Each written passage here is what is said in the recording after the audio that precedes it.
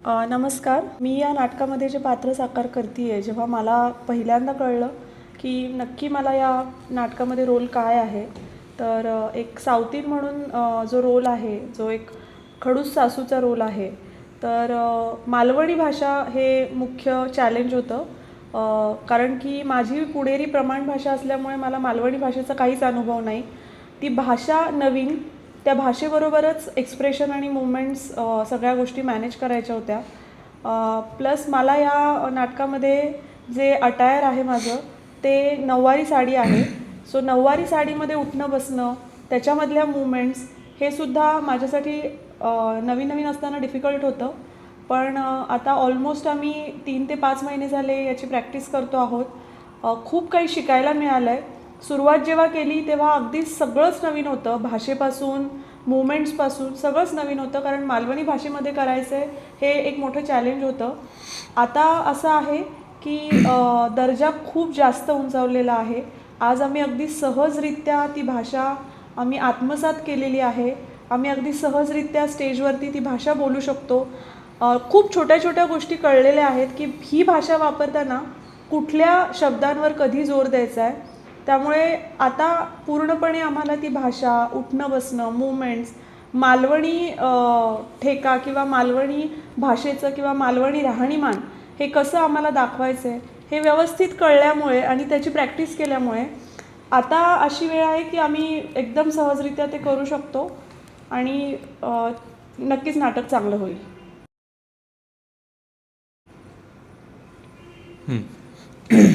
नमस्कार. आता या तृप्तीने जसं म्हटलं त्यानुसार मालवणी लँग्वेज, माझी भाषा तर ऑलरेडी राजपूत आहे. माझी लँग्वेज आहे राजस्थानी.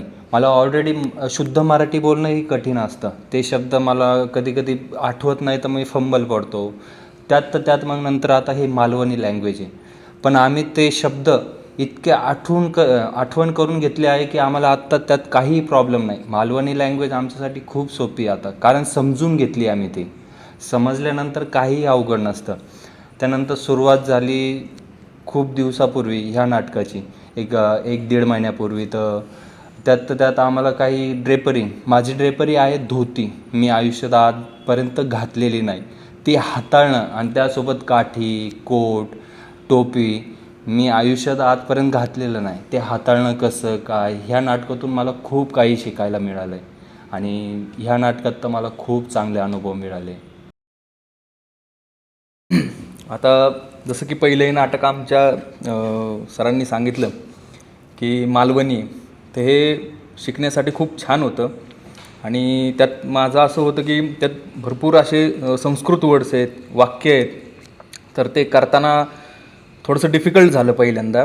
तर त्याचं शब्द ना शब्द अर्थ ते करून सगळं सरांनी सांगितलंच मला ते, त्याचे अर्थ कसे काय आहेत काय, मग ते समजून ते वाक्य बोलणं हे फार सोपं गेलं नंतर मला. आणि मालवणी भाषा ही सिरियलवरती याच्यावरती तर पाहिलीच होती, त्याच्यामुळे ते फक्त कानावरती पडलं होतं. पण बोलण्याची कधी संधी आलीच नाही. तर ती सरांमुळे आली.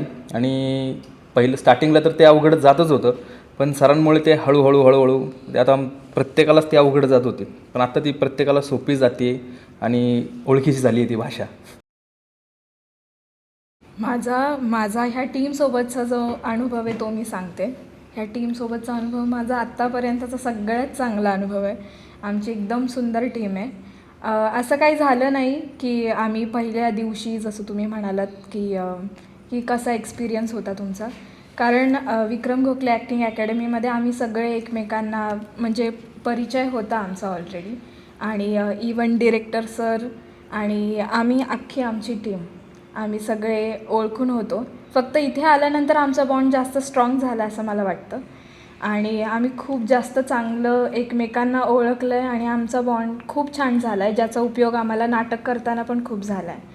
आणि मालवणी भाषा आहे आणि हे सगळे आमचीच टीम. सो खूप मजा येते आहे आणि छान वाटतं आहे की आपल्याच लोकांसोबत हे आपण करतो. एक फॅमिली झाली आमची.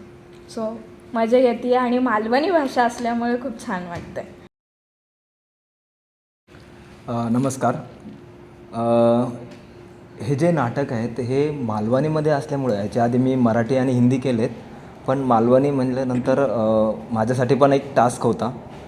पण माझे पाहिजे तेवढे मालवणी डायलॉग नाही येते, मराठीच आहेत. पण नाटक चांगलं आहे, स्क्रिप्ट चांगली आहे, संहिता चांगली आहे. लेखकाने कुठेतरी फ्रंट ऑफ म्हणजे आपल्या डोळ्यासमोर अनुभवलेली स्टोरी प्रेक्षकांसमोर सादर करण्याची एक केली. आणि सगळी टीम आमची चांगली आहे. या व्यतिरिक्त पण आमचे जे म्हणजे प्रॅक्टिस व्यतिरिक्त जे बाहेर असतात, धिंगा मौज मस्ती, एक फ्रेंड सर्कल, तो बॉन्ड वेगळा आणि नाटकातला बॉन्ड हा वेगळा आहे आमचा. आणि सगळे मस्ती मजा करत असतात आणि सगळी टीम चांगली आहे. माझा अनुभव आहे की फर्स्ट डेपासून तर आजपर्यंत, आज आम्हाला झाले असेल 3.5 महिने झाले असेल आम्हाला प्रॅक्टिस करून. तर आम्ही फर्स्ट डेला प्रॅक्टिस करत होतो ना, त्यामध्ये खूप चुका होत होत्या आमच्या. आम्हाला प्रसाद दादा डिरेक्टर, तर त्यांनी आम्हाला सांगत होते की इथे चुकते तुझं, इथे चुकते. आम्ही ते खूप वेळ लागत होता आम्हाला सुधारायला ती गोष्टी. पण आता ही वेळ आली की आम्ही त्यांना सांगायची गरज पण नाही पडत की आता तुझं चुकतं आहे, आम्ही तेव्हाच कवर करून घेतो. ही वेळ आहे. तर यामध्ये आम्हाला खूप शिकायला मिळलं आहे प्रसाददादाकडून. तर मी प्रसाददादा बोलते कारण की आमचं एक भावासारखं नातं आहे. तर मला दादा म्हणायची आदत आहे, तर मी त्याला दादाच बोलतो. एक तर रिस्पेक्ट आहे आता सगळ्यांना, आम्ही त्याला मनापासून रिस्पेक्ट करतो. धन्यवाद. माझ्या फर्स्ट डेबद्दल सांगायचं झालं तर मी खूप क्ल्यूलेस आणि खूप कन्फ्युज्ड होती. मला नव्हतं माहिती काय होणार आहे. पण आज जर तुम्ही मला विचारणार तर मी म्हणू शकते की मी कॉन्फिडंट आहे आणि मला नक्कीच एक डिरेक्शन मिळाली, जे की आमच्या डिरेक्टरनी ऑफकोर्स दिली. आणि मला सगळ्यांना थँक्यू म्हणायचं आहे की तुम्ही मला समजून घेतलं आणि मला सांगितलं जिथे जिथे चुका होत होत्या. आणि मी खरंच ग्रेटफुल आहे की तुम्ही सगळे माझे टीममेट्स आहेत. आणि बस मी इतकंच म्हणू शकणार. मी माझ्या कॅरेक्टरबद्दल सांगायचं आहे मला की माझं कॅरेक्टर एक गावातले मुलं असते साधी भोळी, तसं कॅरेक्टर होतं. ॲक्च्युली स्टार्टिंगला खूप प्रॉब्लेम आले, माझी बॉडी स्ट्रक राहायची आणि त्यात साधं पण दिसत नव्हतं, तो थोडा ॲटिट्यूड दिसायचा. मग सगळ्यांनी सांगितलं की तुझं कॅरेक्टर जसं पाहिजे तसं दिसत नाही, त्यात थोडं अजून दाखव. ते करणं आणि प्लस हा पण नवीन माझ्यासाठी, आम्ही आत्ताच ते नाटकातच भेटलो, त्यामुळे ते आमचं बॉन्डिंग केलं ते येत नव्हतं. मग ते हळूहळू करून आत्ता कुठंतरी आम्ही त्या लेवलला आलो आहे की आम्ही आमचं परफेक्ट बॉन्डिंग केलं आणि नाटक पण परफेक्ट बसवलं. थँक्यू. माझा एक्सपिरियन्स सांगायचं म्हटलं तर माझा फर्स्ट डेचा एक्सपिरियन्स आणि आत्ताचा एक्सपिरियन्स म्हणजे खूप वेगळा आहे. खरं तर मी यांच्यामध्ये कोणालाच ओळखत नाही, कारण हे सगळे विक्रम गोखले सरांच्या ॲक्टिंग अकॅडमीमध्ये आहेत आणि मी एक वेगळा ग्रुपमधून आलो आहे. तर माझ्यासाठी हे सगळे नवीन जण होते आणि हे खूप सिनियर आहेत माझ्यासाठी. आणि ते एक नर्वसनेस पण होती. म्हणजे जेव्हा दादांनी मला सांगितलं, पहिल्यांदा त्यांनी मला स्क्रिप्ट दिली, तो 2-3 डायलॉग दिले, ते करताना माझे खूप फंबल पडले, पण तरी त्यांनी माझ्यावर कॉन्फिडन्स आणि विश्वास दाखवला. आणि त्यासोबत नंतर जसं दादांनी मला सांगितलं कसं करायचं कसं नाही, तर ते करताना पण खूप छान वाटलं की एक नाही का म्हणजे दुसरा व्यक्ती माझ्यावर एवढं कॉन्फिडन्स दाखवत आहे. कारण याआधी मी प्रमाण भाषेतच नाटक केली आहेत, 1-2 अंकी नाटक आणि बाकी 1 अंकी केलेत. आणि हे पहिलं वेगळ्या भाषेत म्हणजे मालवणीत आणि 2 अंकी नाटक, त्यात रोल पण छान आहे. तर हे सगळं करताना खूप मजा आली. आणि स्पेशली दादाला खूप थँक्यू, त्यांनी मला खूप म्हणजे सपोर्ट केला की विश्वास पण दाखवला. आणि ग्रुपला पण खूप थँक्यू, कारण त्यांनी एक असं नाही का म्हणतो की बाहेरचा आत येतो तेव्हा तसं असं काय फील करून नाही दिलं. So thank you everyone and thank you दादा.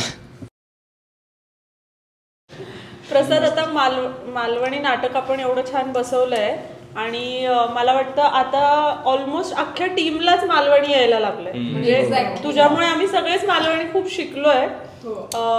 तर मला वाटतं की आता एक मालवणची ट्रिप झाली पाहिजे, म्हणजे आम्ही तिकडे आलो तरी आम्हाला कळेल की ते लोक काय बोलतात. तुझ्या गावात माझं मत असा की नक्कीच जाऊया सगळे मालवणात. आणि मालवण खरंच फिरण्यासारखं असा, म्हणजे थैसरलं समुद्र, थैसरलं किनारो, थैसरली झाडं आणि निसर्ग, आपण सगळीकडे भरपूर मजा करू.